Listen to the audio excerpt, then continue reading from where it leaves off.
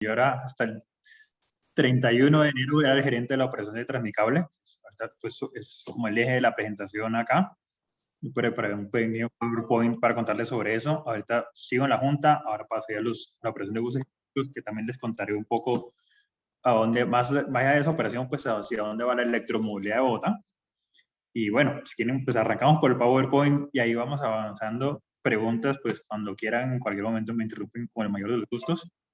Y bueno, trataré de hacer un curso flash aquí de cables y electromovilidad eh, como una abrebocas pues, para lo que esté bien en sus cursos normalmente. Allá se ve la presentación. Creo que sí. Sí, señor. Ok, entonces maximizo acá y arrancamos. Pues yo, digamos, preparé la presentación como como estas 5 áreas.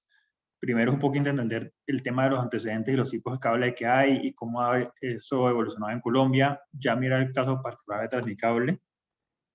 Cómo ha sido operar dentro del coronavirus un cable de estos y cómo se ha diferenciado respecto a otros medios de transporte en coronavirus y además con otras contingencias, digamos, sociales que hay. Y al final, pues, hablar brevemente de lo que es el futuro de los sistemas de cables en Colombia y un poquito más allá de los cables también, de hacia dónde se va a mover la electromovilidad y los nuevos modos de transporte, pues, particularmente en Bogotá. Entonces, bueno, primero entender que pues a uno le hablan de cables, pero cables hay de muchos tipos. Estos tienen una cantidad de aplicaciones muy grande. Pues digamos, los dos más comunes son, digamos, los teleféricos normales, como el teleférico turístico, que uno encuentra pues en muchas atracciones, o los urbanos, pero de eso hay de vaivenes, de distintas capacidades, de 1, 2, 3 cables. Los que llegan a 3 cables pueden movernos de 100 personas en cada cabina. Los telesillas, que son, digamos, de los más antiguos, que es por donde arrancó esto hace más de 100 años en, pues en las estaciones de esquís, pero además ya están montando muchas aplicaciones en aeropuertos para mover la gente de un lado a otro. Pues es una cosa eléctrica y totalmente silenciosa y súper cómoda.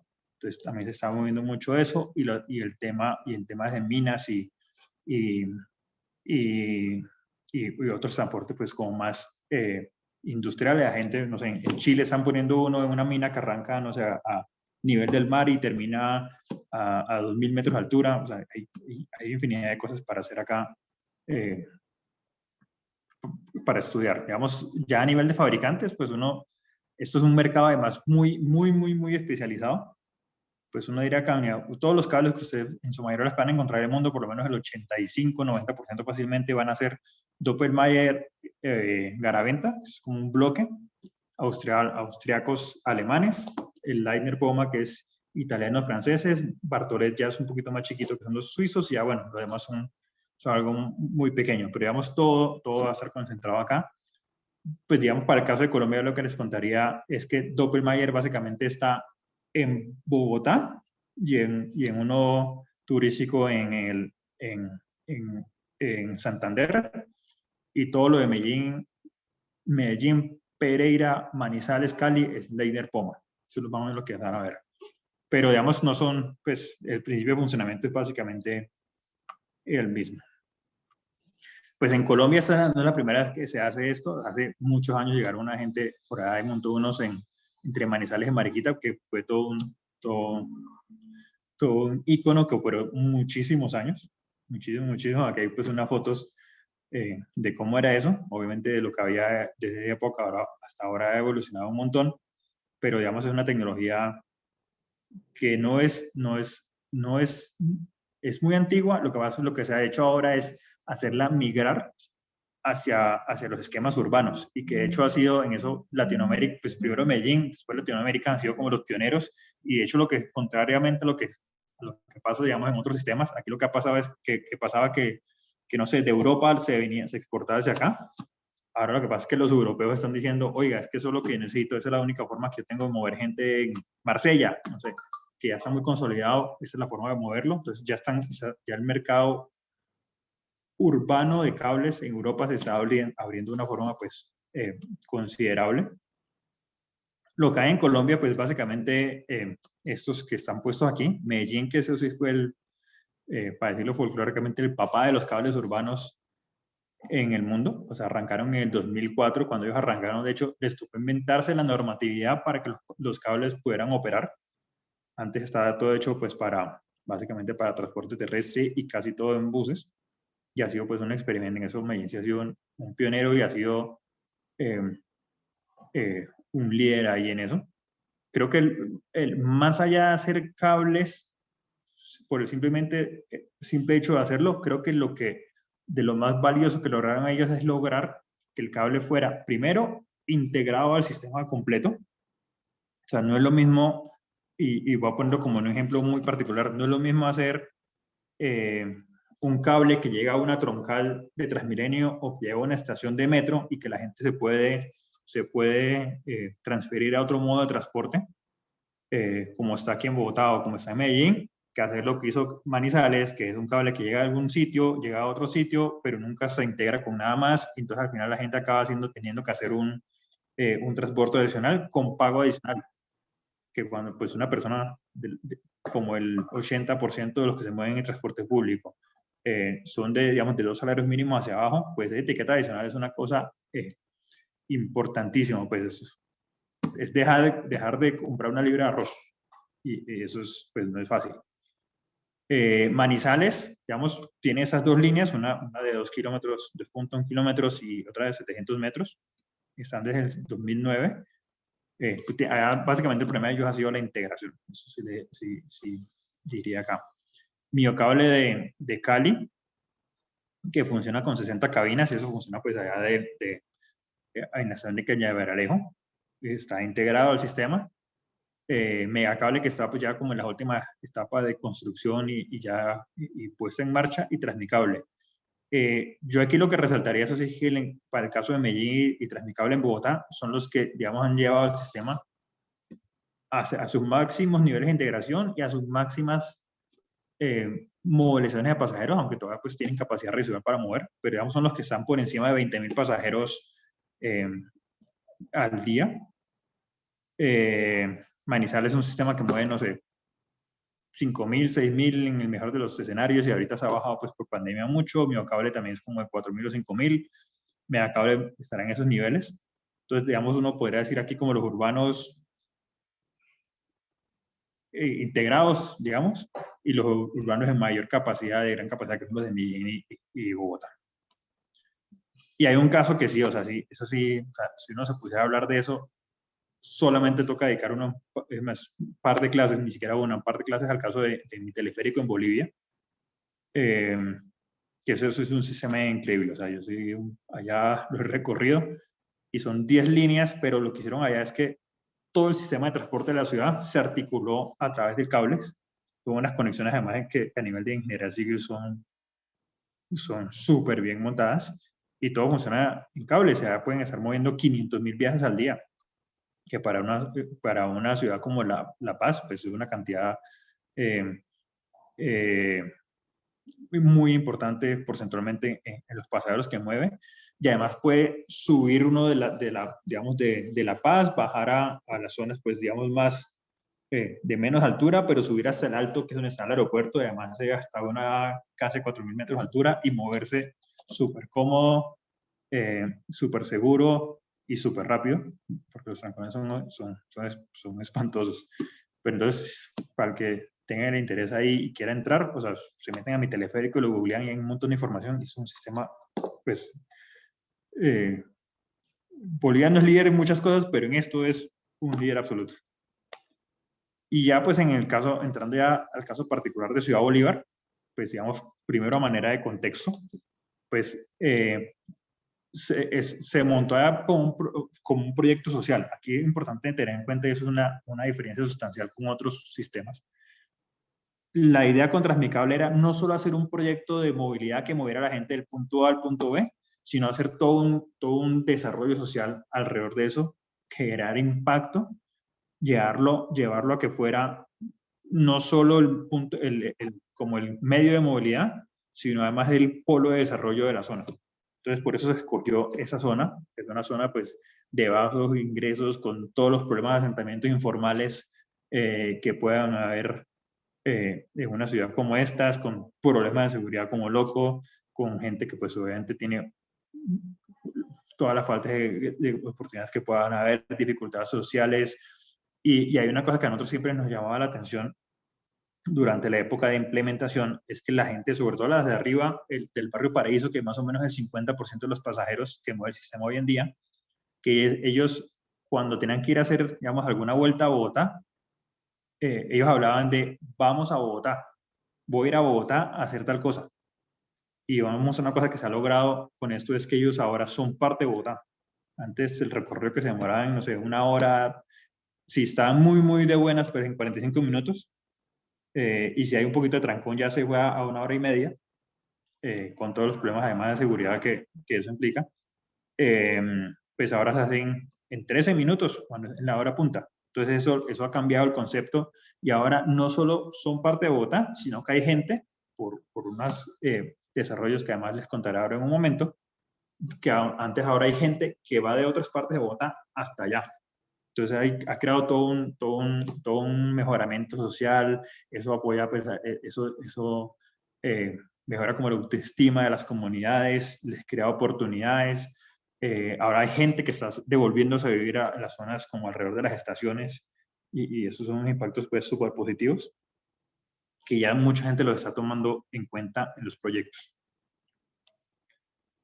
¿Cómo funciona acá? Y digamos, cuento esa parte porque es un poco distinta a cómo funciona en muchas otras ciudades. Aquí lo que funciona un poquito parecido a cómo funcionan los contratos de buses es que Transmilenio, digamos, es el gestor del transporte de todo Bogotá.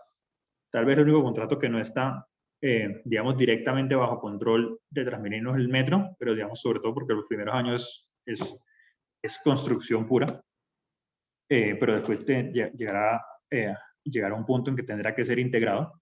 Entonces, Transmilenio lo opera, digamos, lo opera y lo mantiene, pero lo construyó a través de un convenio que ellos tienen con el IDU, igualito como hacen las troncales. Entonces dicen, yo le entrego una plata al IDU, el IDU se encarga del estudio, diseño de construcción y me lo entrego funcionando. Y lo que hicieron es que simplemente cuando se lo entregan funcionando, Transmilenio a su vez contrata un operador para que lo haga. Y para eso pues tiene un conveniente administrativo para hacerlo. El cable particular de acá, y pues entro a unos detallitos técnicos, pero es un cable Doppelmayr. Digamos, los dos mejores fabricantes que hay en el mundo para este tipo de cables son Doppelmayr y Poma. En el caso particular de acá es un Doppelmayr S10 MGD, lo que significa es que son 10 pasajeros monocable, que es un solo cable y desenganchable.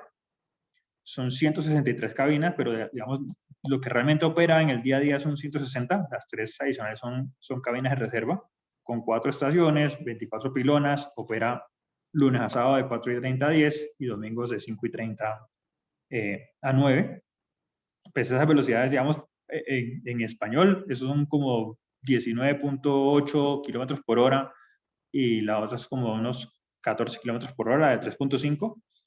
Eso parecería, digamos, no tan grande. Uno diría, pero todo ese esfuerzo para 20 kilómetros por hora, que 20 kilómetros por hora cuando uno va en línea recta, eso es una cantidad absurda de tiempo lo que se ahorra. Arrancó una operación comercial el 28 de diciembre de 2018 y, digamos, en época pre-COVID estaba moviendo 25.800 pasajeros promedio día hábil, aunque pues ha tenido muchísimos días por encima de los 30.000 pasajeros. Era algo así como en el año 2019, que fue, digamos, la mayor pues, digamos, la movilidad en la época pre-COVID, digamos, fueron algo así como 130 días por encima de los 30.000. Hoy en día se están moviendo 22.000 pasajeros. Es el que, de todo el sistema, es el que más, digamos, está cerca a su nivel anterior a la pandemia. Pero ahí lo importante decir es que lo que se estaba esperando era un nivel de 17.000, 18.000 pasajeros. Y normalmente, normalmente uno se equivoca un poquito en los pronósticos de demanda. O sea, igual son modelos en M, en, no sé, Transcat, qué sé yo, y tienen un margencito de error, pero aquí, digamos, el margen de error fue sustancialmente positivo. Porcentualmente eso es una barbaridad. Entonces eso es como una muestra de la aceptación que ha tenido el sistema en la ciudad. Bueno, Víctor, qué pena una pregunta. Es que no, es... Ahí vi que el sistema opera hasta las 10, pero, o sea, no sé, me parece raro porque las troncales operan hasta las 11, ¿no? Entonces, como que, ¿por qué hasta las 10?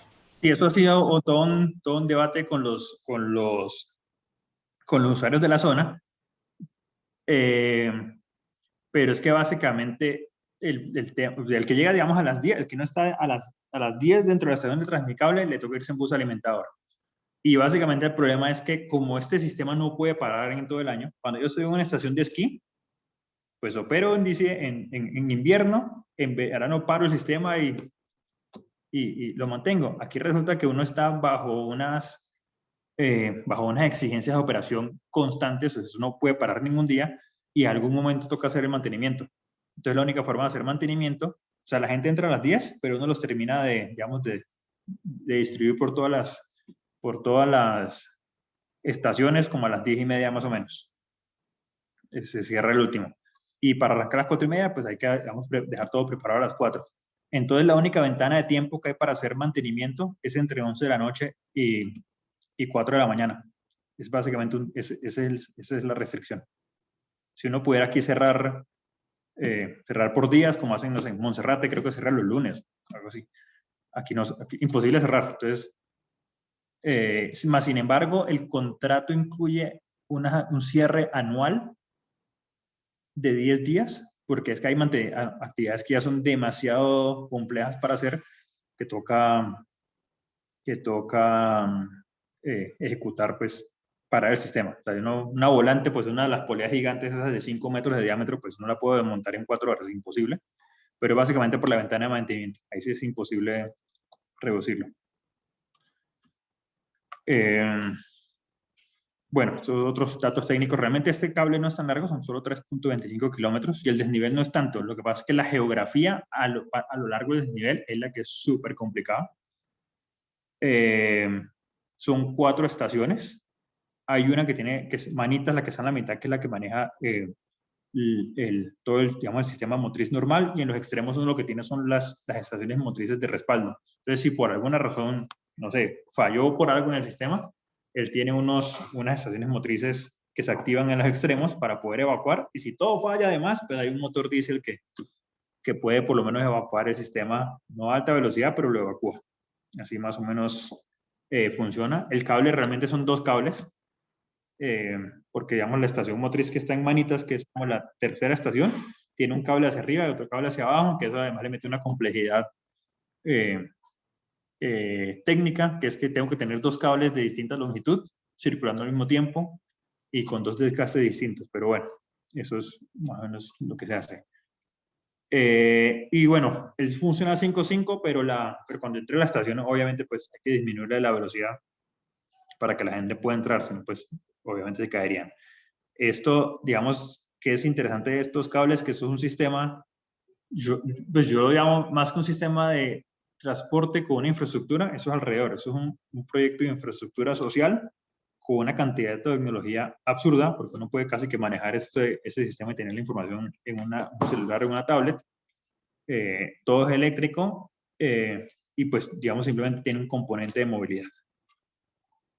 La maquinaria, pues, eso también tiene el respaldo del respaldo, pero tiene unos motores EMOT alemanes con los respaldos Cummins, más las plantas de respaldo Caterpillar, tiene el respaldo del respaldo del respaldo. Es una cosa, pues, súper robusta, realmente. Aquí, por ejemplo, hay motor de repuesto, hay puesto al lado y transmisión de repuesto puesto al lado. Y si algo falla, pues eso no debería fallar normalmente, pero si algo falla, pues uno simplemente para el sistema y puede cambiarlo. Es el único sistema en Colombia que tiene ese tipo de respaldo. Para complementar la pregunta que me hicieron ahorita, digamos, para darles una idea, aquí se mueven al año, se operan más o menos unas 7.000, 8.000 horas. Un sistema europeo al año opera 1.200. Entonces allá pueden parar, tienen mucha ventana de mantenimiento, aquí no hay ventana de mantenimiento. Esto es, y cuando se inventa en Bogotá despierto, pues hay que operar hasta las 12 de la noche. Ese día, pues el mantenimiento fue básicamente algo muy light. Entonces se procura no desgastarlo tanto. Es la única forma. Estos cables son, pues el cable, digamos, casi todos los sistemas usan este sistema Fazer o utilizan un fabricante italiano, digamos, diría que el 90% de los cables en el mundo tienen uno de esos dos, pero el de acá, digamos, tiene además unas particularidades que han sido súper interesantes, que el cable realmente es un ensamble, digamos, de alambres, y además el de acá en particular tiene una inyección de plástico, que eso es súper bueno pues para el desgaste del sistema y además hace que sea mucho menos ruidoso. Este cable además lo van a ver hacia finales de este año o principios del 2022, que seguramente va a tocar hacer una detención normal, digamos una detención normal, porque un fenómeno normal que pasa, pues que como cualquier cable, cualquier alambre, hasta los cordones de los zapatos tal vez, eso se va como estirando, tú no tienes que parar el sistema, coger ese cable que pesa un montón por metro, hacer un corte y volverlo a unir. Y eso es una tarea además súper chévere de hacer porque básicamente cada alambrito de esos lo tejen a mano. Es una actividad súper manual, y el tejido tiene un entrecruzamiento como de 40 o 50 metros totalmente hecho a mano y funciona a partir de fricción. Entonces eso va a ocurrir, pero digamos es normal, o sea, pasa más o menos a los 2 años, después 5 años más, el tercero ya se cambia, pero digamos, tampoco es nada del otro mundo y que ponga en riesgo el sistema. Todo tiene internet, cámaras, cada cabina tiene comunicación bidireccional con cámaras, en las estaciones hay 96 cámaras, más las 30 cámaras de pilonas, mejor dicho, eso es una locura de monitoreo en términos de seguridad y en términos de interconexión. Pues yo decía, eso tiene más cámaras con Icentro. Aquí uno está siempre absolutamente seguro y eso es una cosa que mucha gente ha valorado cuando se montaban digamos, en el bus y pasa, o sea, digamos, los mismos conductores de los buses alimentadores que operaban en la zona, pues salen sin nada básicamente porque el nivel de inseguridad, digamos, es alto. Aquí la gente anda con su celular tranquilo, hablando, pues, digamos, por la misma forma en que están ubicadas las sillas como una enfrentada a la otra, además se presta para que haya como comunicación entre las personas. Y pues uno a las 4:30 de la mañana anda tranquilo ahí, a las 10 de la noche anda tranquilo. Entonces está súper monitoreado. Esto lo invertimos nosotros, pero cuando se acaba el contrato queda propiedad de la ciudad. ¿Cómo fue un poquito la línea de tiempo de esto? Pues digamos, la planeación de esto fue relativamente larga al principio, pues básicamente había una discusión política ahí, pero digamos, ya cuando entra como el proceso de adjudicación del cable, eso se adjudicó en el 2015, el 2016 y 2017 fue la construcción, y el 2018 ya se adjudicó la operación y se arrancó la operación como tal. Entonces, digamos, estos en promedio son unos proyectos que se demoran, uno podría decir que más o menos unos 6 meses a un año de planeación. Pues un sistema grande como este se puede demorar 2 años, pero uno más pequeño puede ser, como el de Pereira, algo así, se puede hacer tranquilamente en un año, y ya la operación pues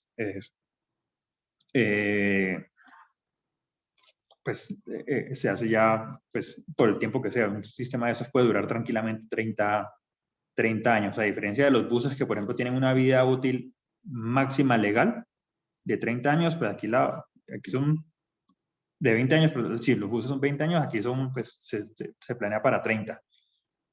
¿Por qué funciona aquí, digamos, separado? Digamos, aquí un poco la tendencia, no sé si algunos se acuerdan, pero digamos, hace unos años hubo todo un drama con unos operadores que se llamaban Cobus y Gobus, que básicamente se firmaron, o sea, uno que veía las propuestas decía, eso no van a ser capaces. Pero igual firmaron el contrato e incumplieron el contrato y crearon pues todo ese programa del SITP provisional que conocemos hoy. Entonces, digamos, mucho a lo que ha migrado mucho el esquema contractual de Transmilenio y está funcionando bastante bien, la verdad sea dicha, es que a separar la propiedad del activo de la operación. Y eso ya, digamos, incluso las operaciones de buses están un poco así, caso en el cual si el operador es malo, pues lo sacan, digamos, fácil, sacan el contrato relativamente fácil y se lo entregan a otro, lo opera la ciudad directamente, lo que sea. Entonces, digamos, por eso es que aquí se opera así, y no lo opera, digamos, no lo opera hoy en, digamos, el Estado, porque además, pues, esos básicamente no tienen ni idea, por decirlo así, folclóricamente. Pero porque operar eso es muy distinto a operar buses. Uno se intenta hablar con Transmilenio de buses y pues están a un muy buen nivel. Pues cada vez que uno se intenta hablar con cable de ellos es la curva de aprendizaje pues mucho más atrás. Pues les cuento, digamos, cómo fue la generalidad de ese contrato de operación. Básicamente son 66 meses. Y esto aquí es una cosa importante y una diferencia sustancial contra otros contratos de operación que hay en otras partes de Latinoamérica, no sé, en República Dominicana, bueno, en otros sitios, e incluso el de Cali, que aquí la operación, si bien se llama un contrato de operación, o incluye la operación como tal del sistema, pero incluye la totalidad del mantenimiento del sistema electromecánico, el mantenimiento de la infraestructura con unos niveles de exigencia súper altos. O sea, un ejemplo súper sencillo. No sé, la fachada del edificio donde cualquiera de nosotros vive la lavan cada 3 o 4 años. La Unicentro la lavan cada 2 años. Aquí se lavan las fachadas cada 2 meses. Se mantiene todo, digamos, como un espejito. Incluye la seguridad de las estaciones de pasajeros. La seguridad, pues bueno, lo que les contaba, la cantidad de cámaras es absurda. Se tiene casi que un CAI montado allí adentro en un túnel. Y hay 27 puestos de vigilancia armados, o bueno, digamos, lo de armas es todo un debate. De hecho, nosotros pensamos que incluso hay que quitar las armas, que es más problemático tenerlas, creo, o con caninos, pero digamos, ese esquema de seguridad son 81 personas. La limpieza interna y externa del sistema, y hay una cosa que fue, digamos, el primer experimento que se hizo en Transmilenio sobre eso, pero que ahora, digamos, incluso a nosotros en el contrato de buses eléctricos que tenemos ahora, nos están pidiendo un refuerzo importante en ese tema y, digamos, lo enfocan a que sea muy parecido a lo de Transmicable, que es la gestión social. Que aquí uno tiene que lograr de alguna forma la apropiación de la gente del sistema, pues para que lo cuiden, lo interioricen, lo respeten, sepan que está puesto desde ahí para ellos.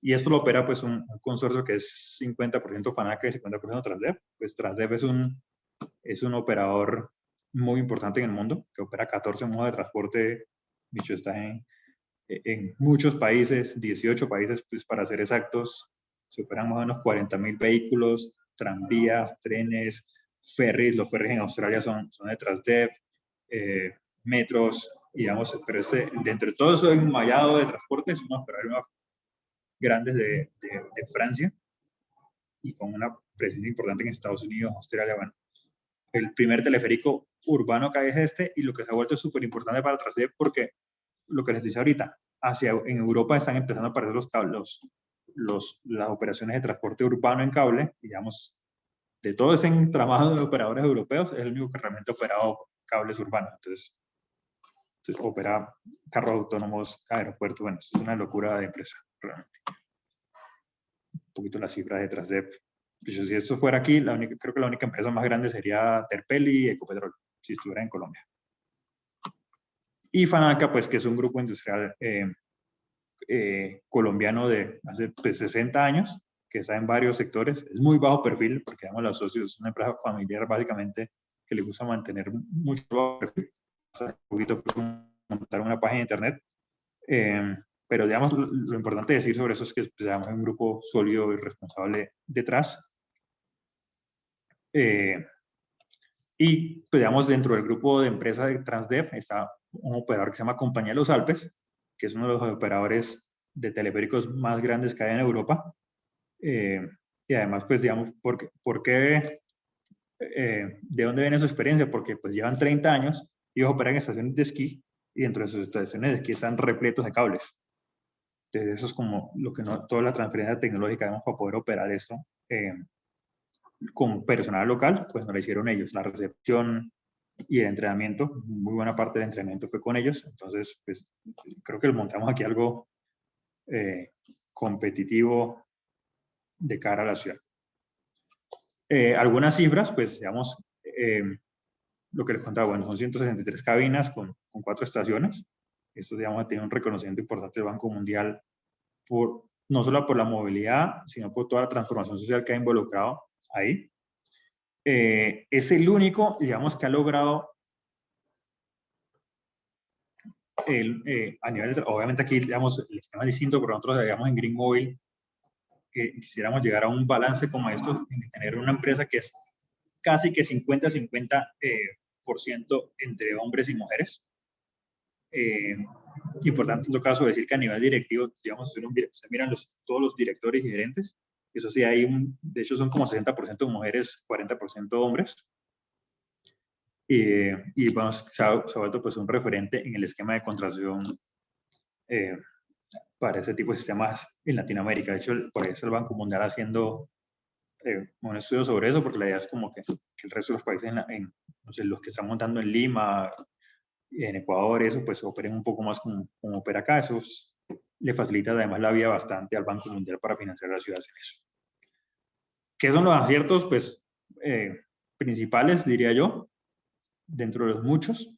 Habrán otros errores, pero digamos, también tienen que, creo que lo importante es aprender de los aciertos también para replicarlos. Es la conexión con los buses troncales. Con el mismo tiquete, la gente se mueve de un lugar de las cabinas a los buses troncales y o alimentadores, o viceversa, sin pagar tarifa adicional, con una conexión física. Pues aquí esa es la rampa, esa rampa que se ve aquí es la bajada hacia el sistema. Uno pasa después por un túnel y llega aquí a la estación. Esa rampita está aquí puesto, aquí donde está el cursor. Entonces uno pasa por debajo y aquí arranca y sube. Lo que se ve aquí, de acá a acá, con esa parte recta, es todo el parking donde hace el mantenimiento de las cabinas, porque además, a diferencia de la inmensa mayoría de los sistemas en el mundo, aquí todos los días se sacan las cabinas para lavado. Nunca duermen, digamos, en la noche, se lavan, se desinfectan, se limpian, se brillan, de todo, y otra vez salen a operar. Lo otro era haber vuelto el sistema, pues no solo como una estación ahí que recibe y saca gente, sino que pues volverla como un cambio del entorno de la zona. Esto era el antes, que ustedes verán casitas y casitas y casitas y casitas, pues aquí han tumbado ya un poco, pero ahora en casitas, y digamos se montó la estación, pero la estación tiene además pues todo un área verde alrededor que pues para que la comunidad pueda aprovechar, pero además aquí en el segundo piso se montó un supermercado con subsidio, hay cajero electrónico, acá abajo pues hay un espacio para hacer un desarrollo comercial que se está implementando. Entonces digamos es volverlo todo el eje del desarrollo de la zona. Digamos, alrededor de esto han empezado a aparecer un montón de negocios, supermercados, farmacias, que digamos, no son el mega negocio, pero sí crean una dinámica económica distinta en la zona. Alrededor, pues, del sistema además han construido, digamos, debajo de cada pilona, se hacen parques, entonces la gente llega y juega ahí, cuida la zona. Hay centros de entretenimiento, centros deportivos, centros para atención al adulto mayor. Hay uno en particular que es súper importante, que es un Supercade, que está en la tercera estación. Aquí no lo... Uy, ¿qué pasó?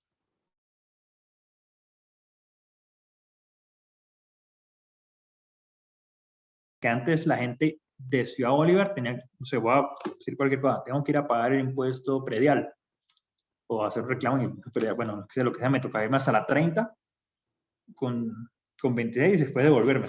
No, resulta que ahora lo tienen ahí, resulta que tienen todos los bancos, Codensa, Empresa Acueducto, todo eso, pero además la gente que de las zonas de la parte de abajo, no sé, del Tunal, de la gente que está como por la autopista sur, de Mirandela, Magdalena, no sé, Mirandela al norte, Magdalena, simplemente vienen acá. Entonces ha generado un tráfico de pasajeros hacia esta zona, pues haciendo que eso que se desarrolle. Eso era antes como algo impensado, y además en la parte de arriba, se está ya casi está ya muy adelantado, yo creo que lo inauguran pronto. Es un museo y un centro de atención a los usuarios, porque también pasó, aquí se vivió un fenómeno que antes de Transmicable, pues a nadie se le ocurrió ese paseo a Ciudad Bolívar.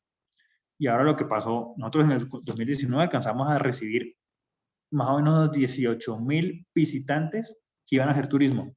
Entonces van allá, compran una camiseta, compran una cabina de madera, se generó como un corredor de un pequeño recorrido turístico ahí que hacía la misma comunidad. Entonces también crea como una dinámica distinta y cambia la dinámica del barrio con eso. Y se comienzan a hacer además actividades sociales que ponen como la gente en la zona. En la medida que la gente se sienta como incluida por el sistema, pues ellos mismos son los que salen a cuidar el sistema. Eso fue, pues, por ejemplo, un torneo de downhill que se hizo. Estaba loca esa gente en esas bajadas que se hacía, pero digamos lo hicieron y fue pues un hit. Pues lo que les decía aquí, una de las cosas súper importantes de esto es la gestión social. Primero, pues digamos, 70% de la gente que trabaja en alguna de las áreas del cable viene de la misma zona y prácticamente llegan caminando ahí. Y eso es además calidad de vida para muchos. Pueden pues más tiempo con sus familias, es comodidad, es muchas cosas. Pero además se trabaja mucho con la comunidad, con enseñarles, con el cuidado, con la comunicación,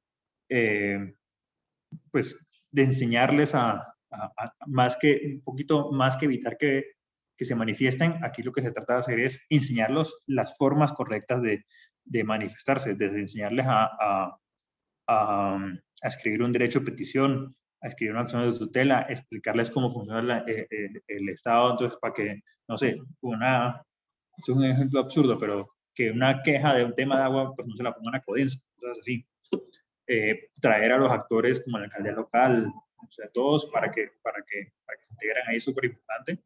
Y además una tarea que ha sido súper interesante es que se les enseña clases de a los líderes de la comunidad, clases de liderazgo, clases de desarrollo de habilidades gerenciales, digamos, para que puedan manejar a las comunidades y obviamente manejarlas no en el sentido de controlarlas, sino manejarlas en el sentido de desarrollarlas. Creo que es súper importante y eso ha sido parte creo que del éxito de Cable Móvil allá.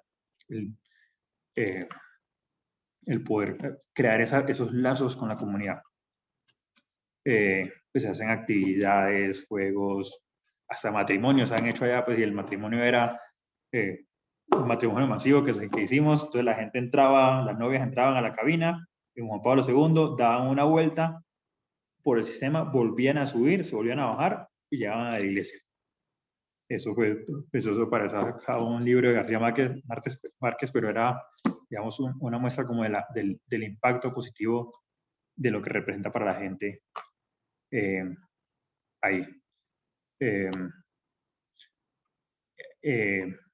Bueno, digamos, obviamente hay un montón de accesibilidad y además se trabaja mucho en enseñarle a la gente el manejo de las personas pues, que tienen algún tipo de dificultad, pero se trata de que sea más que accesible, además darle un tratamiento personalizado a cada una de las personas. Digamos, ahí, aquí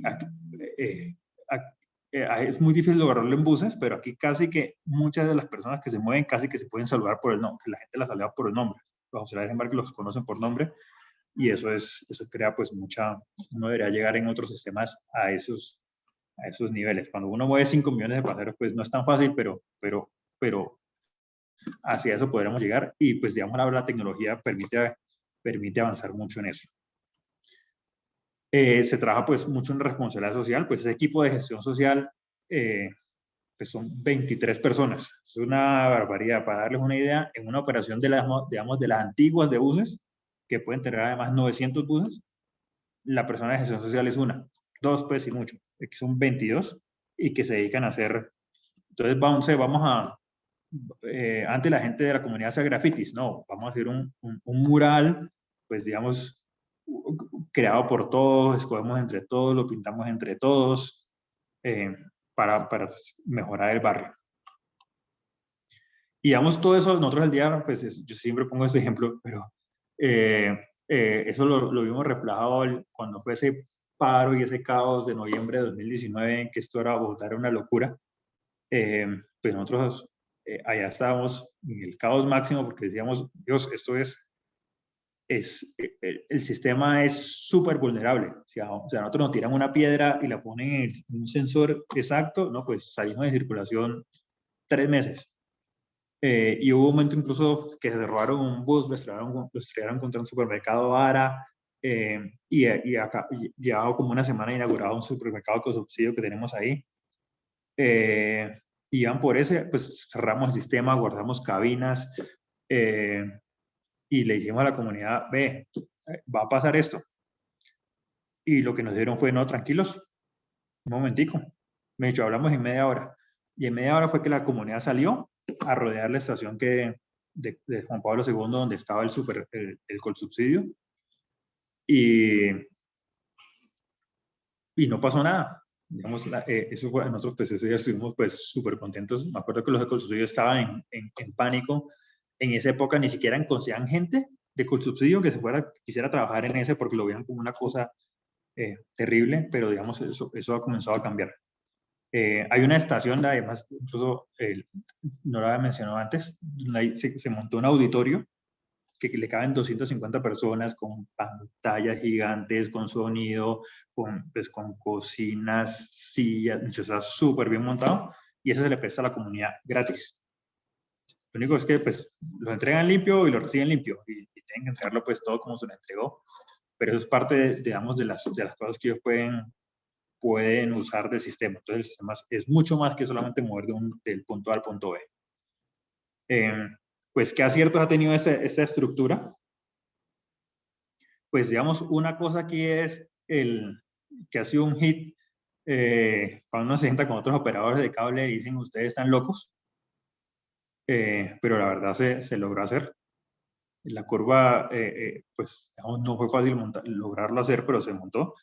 Que es un contrato basado en unos indicadores de servicio súper detallados. O sea, hay un apéndice que describe, o sea, si se regó un vaso de agua, cuánto tiempo tiene la persona, el equipo de cable móvil para ir a limpiar el reguero de agua, si rompió un vidrio, si apareció un rayón en algo. Es una cosa, si un vigilante si un vigilante se fue 5 minutos, ¿cómo se corrige? O sea, hay una cosa súper bien montada, que eso hace que el sistema se mantenga pues en muy buen estado. Obviamente necesita alguien, un equipo de gente que esté ahí viéndolo en todo momento, pero además todo eso se maneja no digamos, no en papel y en teléfono, sino en una plataforma tecnológica, nosotros llamamos el CCO, y simplemente, por ejemplo, alguien de Transmilenio ve un reguero de agua, con su celular toma una foto, inmediatamente la carga en el CCO, inmediatamente entonces le lleva un correo electrónico a la gente específica, por ejemplo, en ese caso del vaso de agua, por ejemplo, de aseo, e inmediatamente pueden mandar a una persona a limpiar, toman una foto y la vuelven a cargar, y el indicador cerrado. Entonces todo funciona a esa velocidad. Y entonces eso hace que todo sea súper dinámico. Pues digamos, el segundo punto es obviamente pues, está atado al primero, lo que les contaba el CCO, que todo funciona, pues se montó una plataforma súper personalizada al sistema. Está tan personalizada que cogerla a otro, uno no es como Excel, pues uno se lo puede llevar a otra empresa y lo monta, que requiere un poquito más de trabajo con eso, pero se personalizó mucho, customizó para que, pues, para que toda la operación de Transmicable pudiera estar controlada ahí. El control de la evasión, aquí pues la evasión es prácticamente cero. O sea, la evasión que hay es la señora que para entrar al salón pues agarró al niñito de brazos de 4 años y lo apretó y pasó por el torniquete. Pero no es ya esos son unos casos que uno dice, uy, no, pues, tampoco vamos a pelear pues por esto. Pero digamos, no se ha presentado como ese tema de evasión generalizada. La integración tarifaria y operativa con un sistema troncal, alimentador y los buses azules. Creo que eso, pues cuando uno está además en una comunidad de estas donde 2.300 pesos pueden ser la diferencia entre entre comer o no ese día, pues eso es súper importante. Y el esquema de gestión social y pensamiento transmicable, e incluir pues a toda la comunidad, escuchar a todo el mundo, pues, no solo escucharlos, ayudar a resolver los problemas y cosas que obviamente uno no puede resolver, pero por lo menos ayudar a ver cómo se canalizan las soluciones. Creo que eso ha sido súper importante en todo. ¿Que hay pues oportunidad de mejora? Pues siempre todo tiene oportunidad de mejora, por supuesto. El marco legal, o sea, el marco legal de funcionamiento de cables en Colombia todavía no es que sea muy bueno, tiene pues muchas oportunidades de mejora, o sea, hablan, presénteme el plan de seguridad vial. Digamos, sí uno tiene un plan de seguridad vial, pero eso, digamos, no es lo preponderante en el sistema. Entonces hay unas cosas que están muy adaptadas a temas terrestres y a temas particularmente en vehículos y en buses.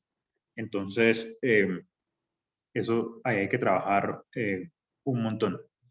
Otro es la articulación institucional y el alineamiento de contratos, porque aquí lo que sí pasó es que, digamos, es un poco un error administrativo de Transmilenio, pero digamos no había como un doliente realmente dentro de la entidad. Entonces el contrato que tenía el IDU no se hablaba uno a uno con el contrato que tenía Transmilenio con el operador, y hay momentos incluso que tienen disposiciones contrarias. Entonces hay que articular mucho más, algo, digamos, realmente no es muy complejo de hacer. El diseño de elementos de infraestructura no pensados desde el punto de vista de operación. Entonces, no sé, cuando uno va a entrar a la plataforma, entonces resulta que quedó una escalera que lo obliga a uno a hacer un giro en U para apoyar a los torniquetes. Entonces, llega uno a un torniquete específico y no queda como el pasajero de cara a los 6 torniquetes de acceso que tiene al frente. Entonces, crea como una congestión ahí que pues no le da manejo con cortafilas y embarcador y eso, pero eso debería ser pues un poco más automático. Y lo otro es que particularmente en la estación Tunal, que es una estación que es la que mueve, pues todos los pasajeros o entran por ahí o salen por ahí, pero en algún momento siempre pasan por ahí, no hay otra forma. La longitud de embarque es muy cortica. Entonces, cuando uno tiene estos volúmenes de pasajeros de 30.000 pasajeros al día, y eso debería, digamos, nosotros calculamos que por ahí unos 5 años estar ya en unos 40.000 pasajeros al día, pues unas plataformas de embarque tan cortas son problemáticas. Se quedaron divinas, pero digamos, operacionalmente genera unos problemitas que hay que tener en cuenta. El dimensionamiento y posicionamiento de los complementos de movilidad activa. Aquí pues me refiero particularmente al caso de los cicloparqueaderos. Hay uno que es el de Tunal abajo, que quedó, tiene una capacidad más o menos casi 500 bicicletas. Se usa muchísimo porque además, digamos, del mismo cicloparqueadero pueden dejar la bicicleta y usar el cable, o usar el bus, o usar el montador, el bus azul. Y está pues al lado de una ciclorruta, pero hay unos, por ejemplo el de Paraíso, que tiene además la zona de Paraíso, tiene una geografía súper complicada, que si uno quiere andar en bicicleta por ahí, necesita tener un estado físico bastante razonable. Pues nadie lo usa porque pues nadie se mueve en bicicleta en la zona. Entonces uno quedó con 100 cicloparqueaderos que nunca se han usado. Entonces, de pronto se podrían haber reconfigurado eso, no pensar en que quiero tener un cicloparqueadero porque sí, sino que la enseñanza es, hay que poner cicloparqueadero donde de verdad va a servir, no donde digamos va a ser la integración con otros modos complementarios de transporte. Y ahí me refiero en particular a la zona de Paraíso, que es la que está más arriba, que además tiene un área rural alrededor muy grande, que ahí se han generado unos, digamos, hoy en día son unos modos informales de transporte, son básicamente unas vancitas que mueven la gente, pero uno deberá de alguna forma como integrarlos. O sea, si yo voy a llevar un bus de la SITP allá, eso es exageradamente costoso de operar. Uno podría crear como una especie de cooperativas, algo parecido hicieron en Montería y funciona bastante bien, o con gente de la comunidad que lo manejen y que se dediquen ordenadamente a hacer la alimentación del sistema, bueno para el sistema porque, digamos, los pasajeros siempre van a encontrar en qué moverse de ida y de regreso, y bueno para la comunidad, pues porque les genera ingresos y actividad económica. Y hay una y finalmente, pues hay una que es mantener la imagen del sistema, porque eso creo que es súper importante, y eso es una cosa que siempre he discutido con nuestros amigos digamos, en Transmilenio. En Transmilenio, pues, digamos, gente gestor de la ciudad, y es que uno, cuando tiene un sistema de estos, tiene que, eso es como cuando uno se casa o algo así, no sé, tiene que ver cómo sigue manteniendo enamorado al pasajero. Entonces, el pasajero que teníamos hace 5 años, hace 15 años, perdón, durante los primeros 5 años del sistema, pues era un pasajero que venía de la buseta, que vio el cambio, que sí, va apretado, congestionado, pero es que, digamos, un sistema como Transmilenio lo que vende es velocidad, más que comodidad, lo que vende es velocidad. Pues, sintió el cambio y lo vio como algo positivo, pero nunca se le hizo como mejoras al sistema para que siguiera siendo como el top of mind de la gente, lo que la gente quiere. Los buses nunca van a poder desaparecer. Si ustedes se van para París, sí, hay 14 líneas de metro, están haciendo otra línea de metro, hay una que es la 14A además, entonces realmente es un poquito más, pero siguen habiendo 5.000 buses y nunca van a desaparecer los 5.000 buses porque, digamos, hay cierto tipo de viajes que tendrán que hacer por la superficie, o pasajeros que no pueden bajar las escaleras y caminar 500 metros en la plataforma, no sé, qué sé yo, cosas de esas. Entonces uno tiene que ver cómo mantiene la imagen del sistema y mantiene pues como la satisfacción del usuario. Eso es súper importante en cualquier sistema. Eso lo hace el aeropuerto. Se van para el aeropuerto del Dorado y eso continuamente están viendo cómo mejoran, cómo ponen pantallas, cómo ponen más información, cómo interactúan, cómo hacen muchas cosas. Y digamos que Transmilenio como tal se quedó estancado en el tiempo. Uno intransmicable no debería permitir que eso pasara. Ya pasando al tema de COVID, pues digamos, sin que fuera fácil, digamos, fue entre comillas fácil porque estaba en un ambiente un poco cerrado, pero se montaron, pues, todo lo que se pudo hacer para poder proteger tanto a la gente como a los trabajadores de ahí. Se compraron lavamanos portátiles, fueron como, ya no recuerdo la cifra exacta, pero algo así como 14, que en 4 estaciones, pues es una barbaridad.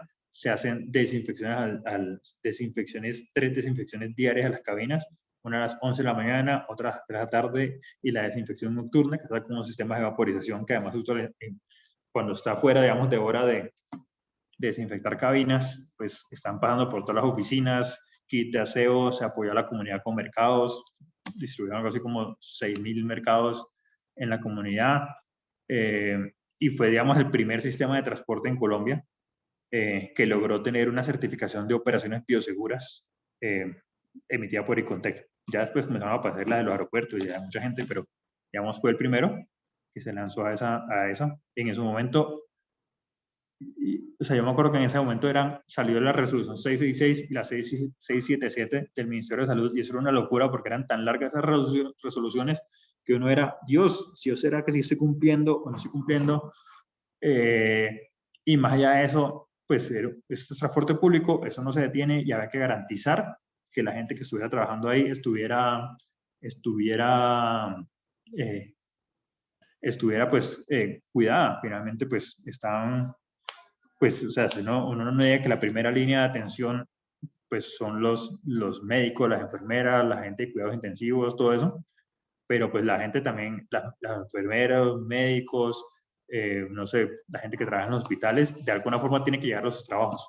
Entonces uno había que tener el sistema andando y bien cuidado para los pasajeros y para los trabajadores, pues digamos, por eso que se logró esta certificación que nos hizo muy felices en eso, y hace poquito hicieron hacen como una evaluación periódica, como cada 6 meses, y siguió cumpliendo al 100%.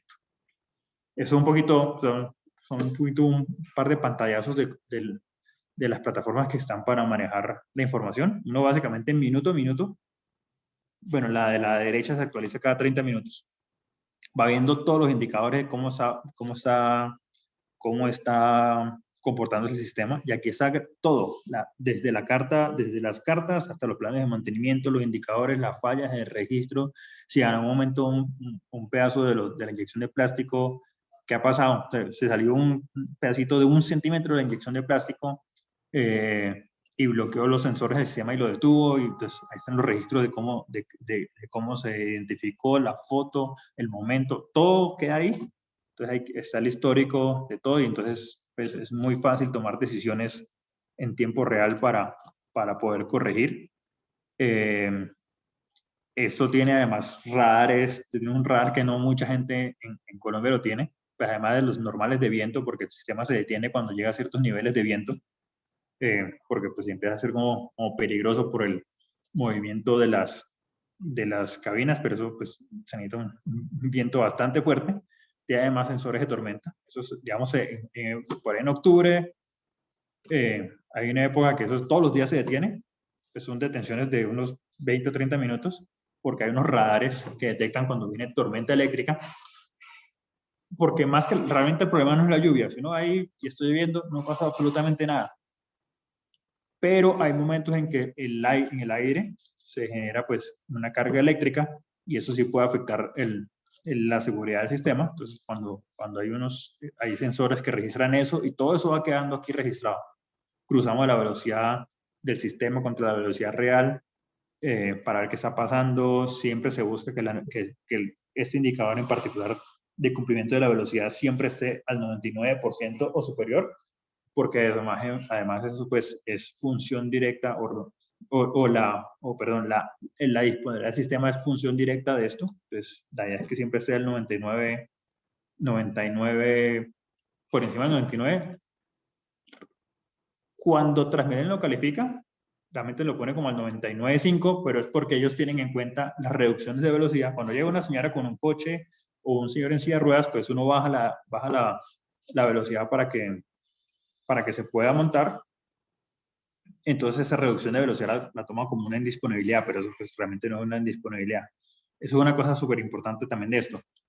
Como está armado, el señor que está ahí de auxiliar de embarque, entonces cuando ve a una persona en silla de ruedas, él tiene un botón que le permite marcar la cabina. ¿Y qué significa marcar la cabina? Que entonces, por ejemplo, en ese momento él marcó la cabina 150.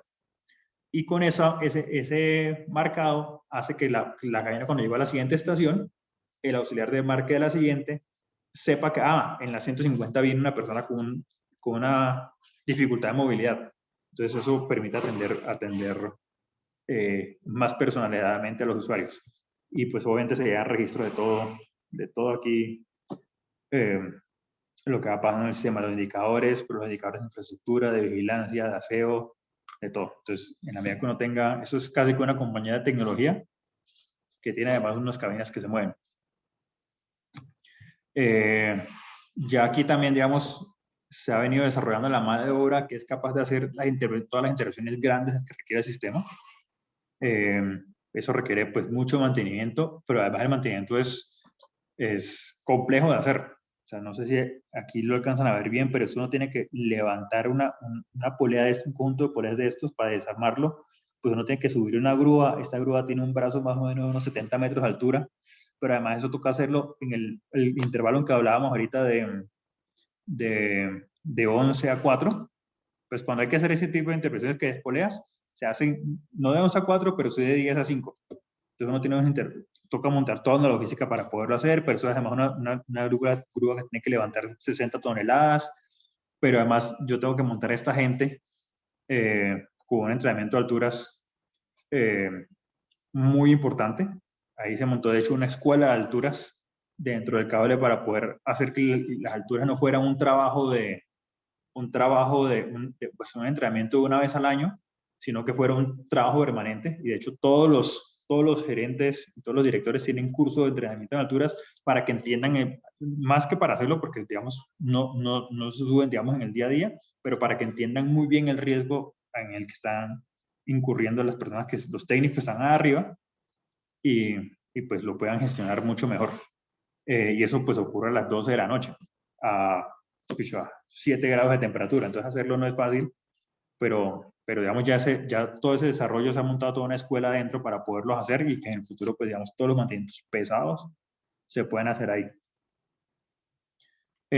¿Hacia dónde van pues los temas de cables en Bogotá y en Colombia? Digamos, tal vez Medellín seguramente seguirá haciendo cables.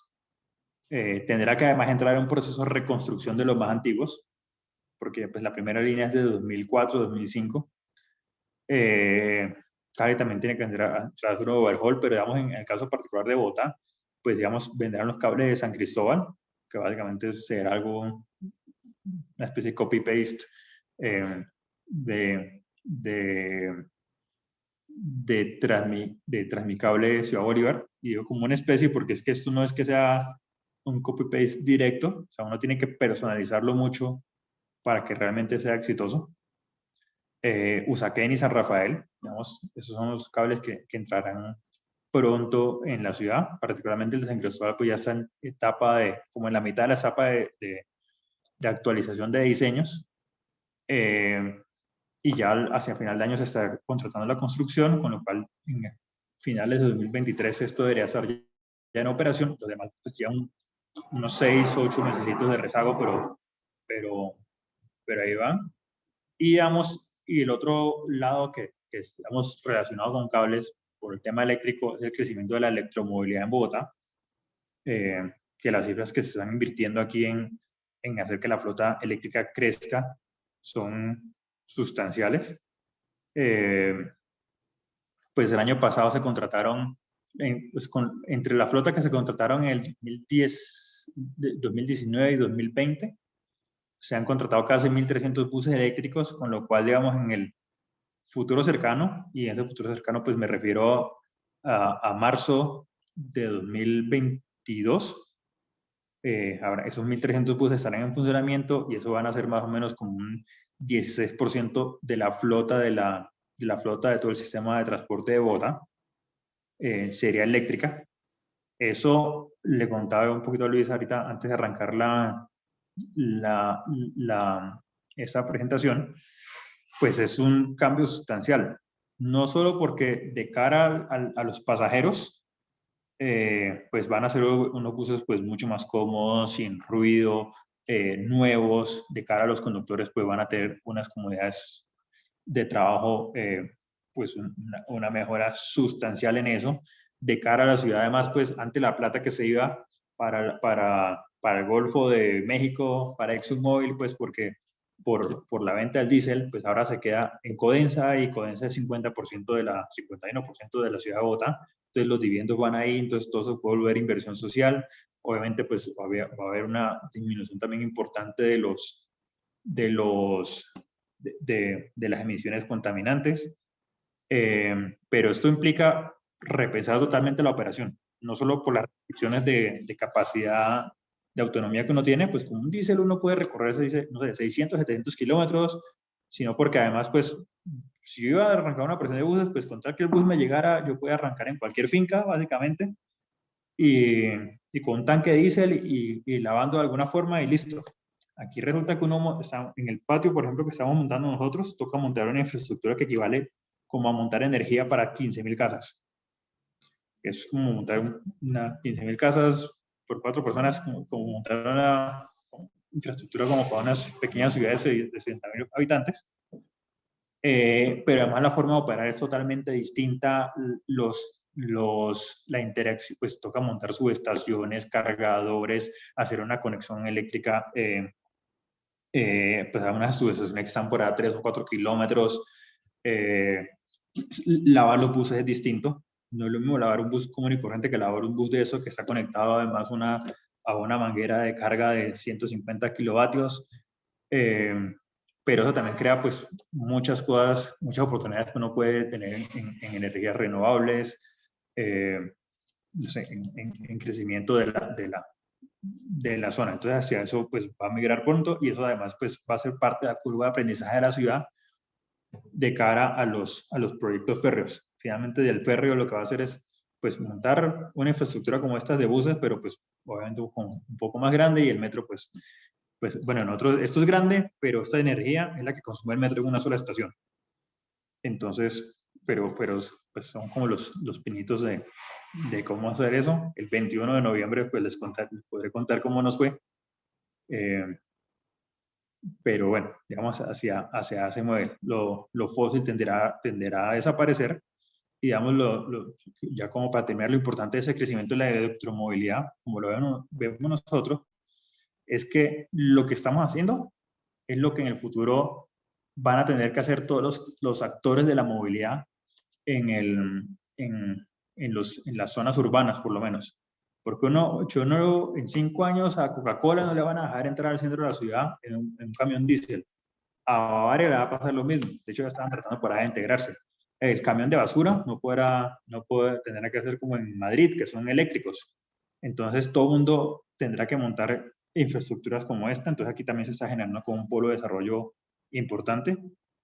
Por no decir además que además haciendo eso eléctrico y todo digital, pues es un tema de data mining increíble. Cada bus, solamente como último dato, cada bus de estos bota por segundo 230 señales que nos llegan a nosotros, nos van a llegar a nuestros servidores. Entonces es una barbaridad de cosas a las que toca integrar, que hicimos pues bien. Creo que el haber pasado por Transmicable, pues fue un paso importante para llegar a eso.